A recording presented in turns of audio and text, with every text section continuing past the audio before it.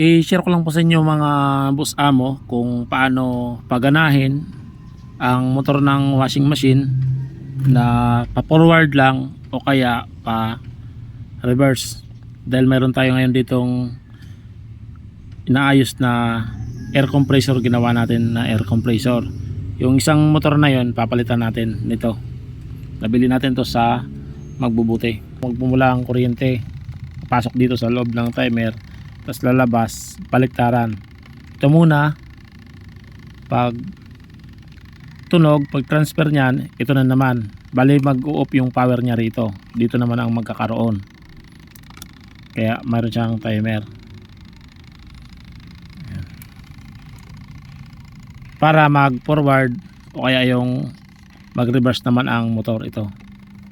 Kaya mayroon siyang dalawang wire. Ito ang kanyang common.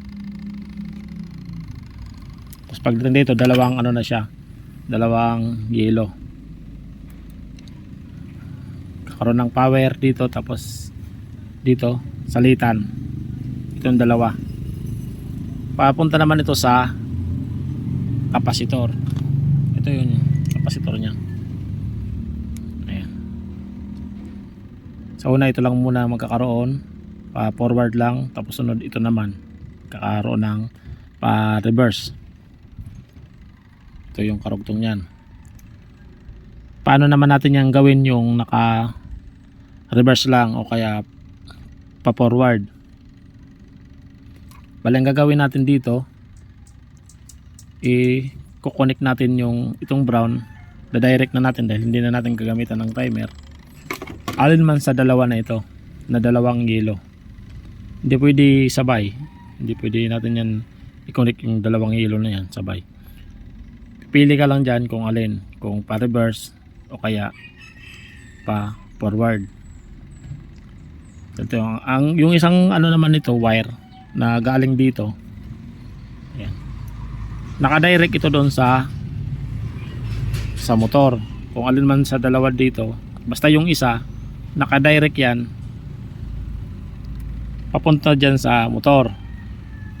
Yung isa nito ay ito na yon, dito sa brown. Dito sa brown. Ito ang ngayon ang mag-supply dito sa dalawa, palitan. Ayan. Ito yung isang wire ay common, tapos itong yung isa forward reverse. Dito o kaya dito. Testing natin. Pero kailangan mga boss amo, dapat meron electrical tape natin yan. Pero ito testing lang muna natin dito. Ayan. Bawal ito magdikit. Ayan.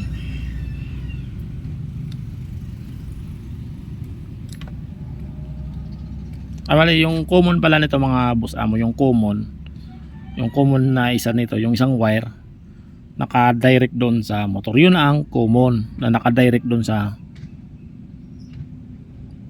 motor. Yung isa naman yun ang starting. Yung isang wire common at starting. Ito isaksak natin. Ayan. Kailangan electrical tape natin yan mga boss amo. Ito yung plug natin.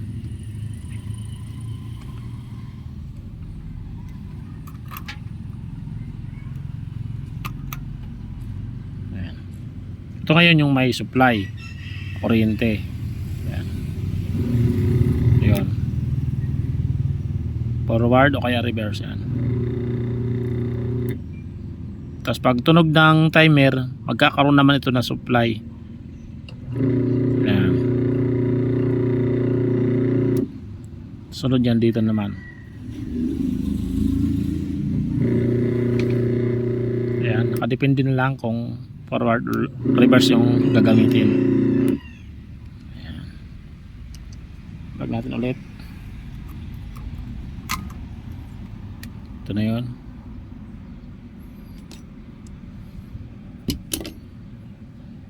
Kaya mayroon siyang timer para sa pag forward reverse. Ito na yun. Magsusupply dito, papasok yung kuryente, tapos mag out naman siya rito sa dalawa, palitan. Kaya meron siyang dalawang wire. Ngayon isa lang ang gagamitin natin dyan para doon sa ating air compressor. Depende na lang kung ito o kaya ito. Yun lang mga boss ama, maraming salamat sa panood sa ating video.